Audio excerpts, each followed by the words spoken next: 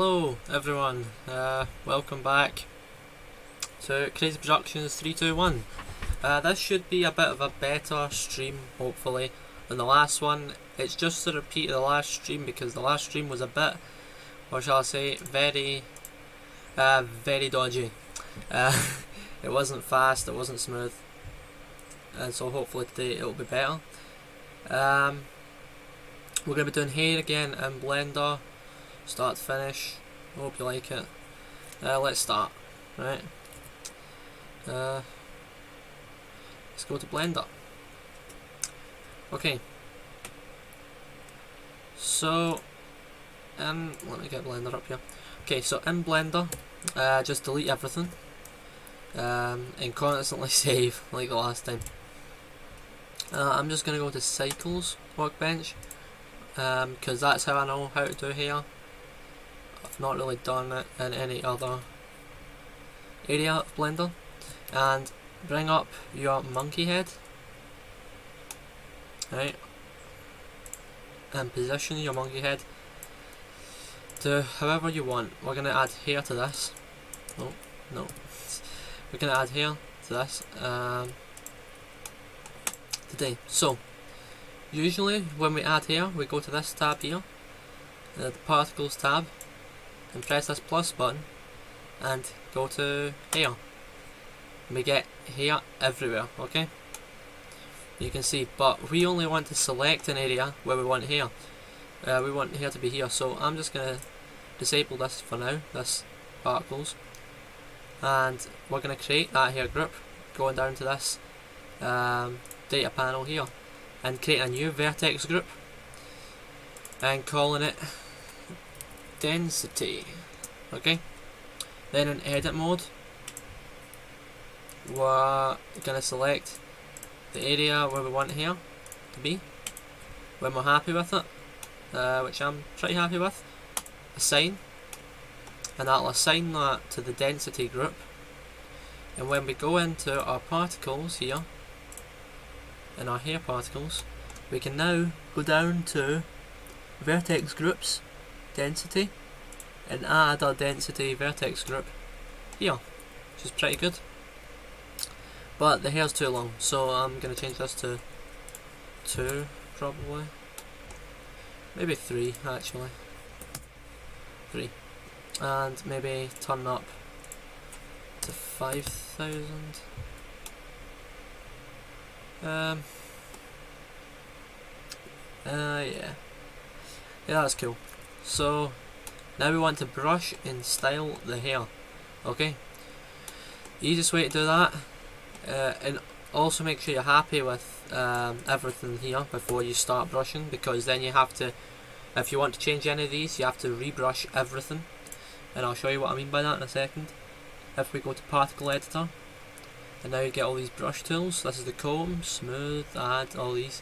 You can play around with them for yourself, and just try brushing the hair to how you want. You can go up here and increase the radius of that if you want. I've been doing a lot of hair in Houdini recently, so I'm trying to move more in Blender as well.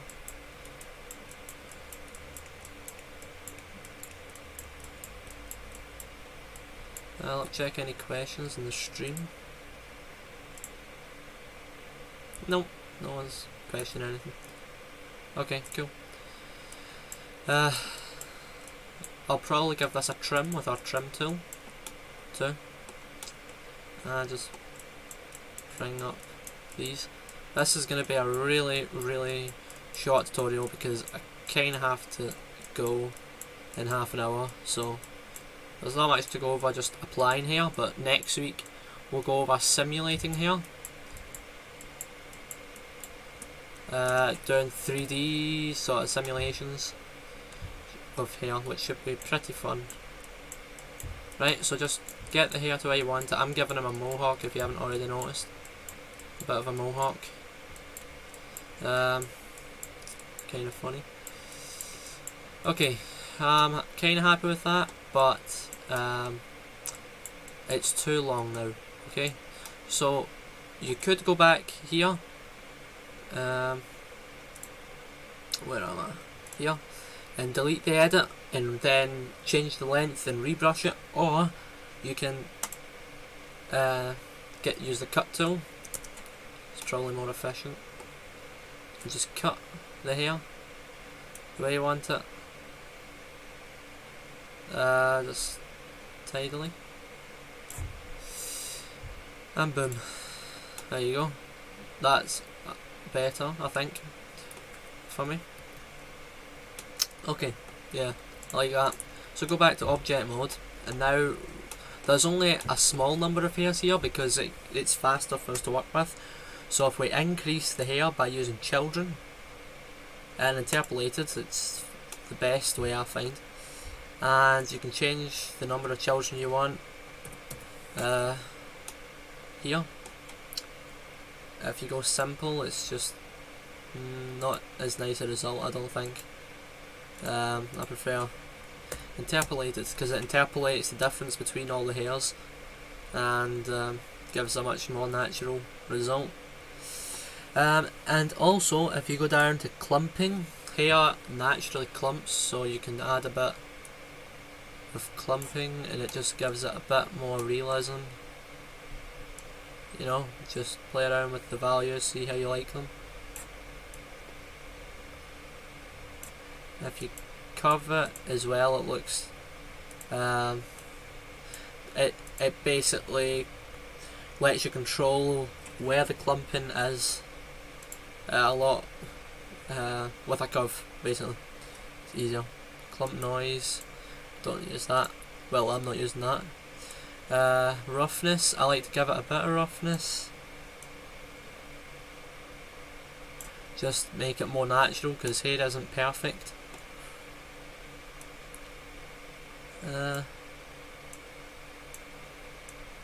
Yeah, cool. Alright, that seems alright, but now we want to shade it. So, we go into our shading tab, create a new one. I'm going to create this one, call it hair. Hair. Okay, and create another material, just call it monkey, or I'll just call it skin. Okay, in the hair tab, I want to give him green hair, so I'm just going to give him some green. But now, how would you apply this to your character?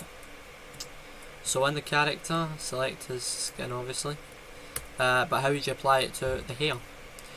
Well, I'll just give him a sky background for lighting. Yep, sky texture. Just for some neater lighting. Now you can see here it's automatically gave him the green hair, but it might not do that, okay? So if you go into the particle settings, the way to apply the hair is by going to render and material, and you can select all the materials, but it's only going to be the ones that are selected on the object that is emitting the hair, okay? So if you have multiple objects and hair isn't on the one you're emitting, then you have to put it into the object you're emitting for it to show here. Yeah. So I'm just gonna increase the lighting, set it up a bit for rendering. Actually, I'm gonna use an environment texture, HDR, and I really like this HDRI. I use it a lot.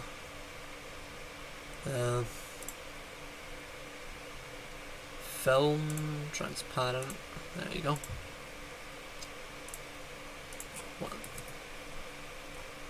Yep. So I'll give his skin some colour.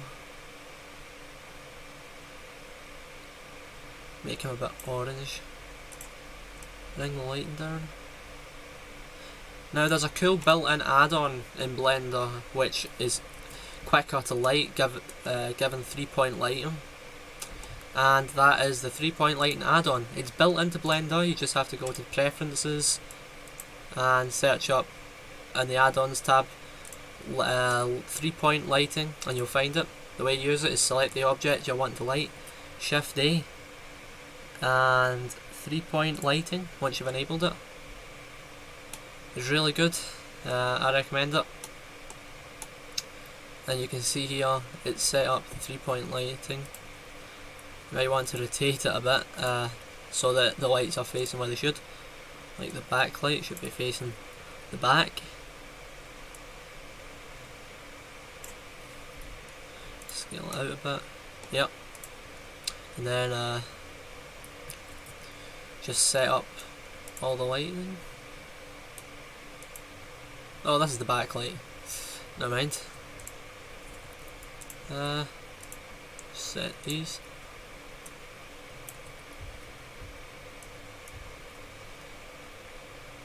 Oh.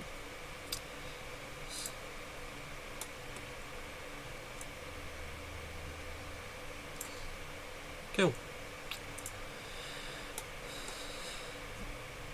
Yeah, I'm happy with that. There could be more tidying up here to stop mesh showing through the hair, but apart from that, it's actually okay. I'll just fix some lighting, and that'll be us. I'll give this 10 watts, and then bump up the power a bit.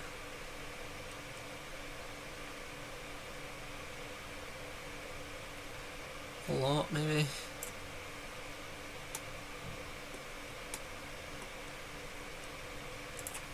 20 watts. I want to get a highlight. Right, I'm starting to get a highlight there. Key. There we go, 30 watts.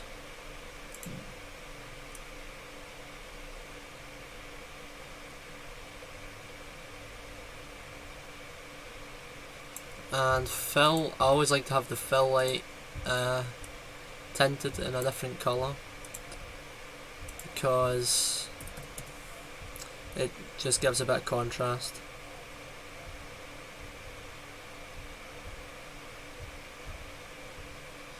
Yeah, so I'm happy with that. I'll render it out and upload it. But yeah, I hope you're happy with this tutorial. Please like, please subscribe, and I'll see you in the next stream, which is next week, where we'll be covering simulation. Okay, now there may be a stream on Wednesday with other YouTubers on gaming and stuff. I don't know yet. Depends how busy I am. But see you next week, hopefully. Bye.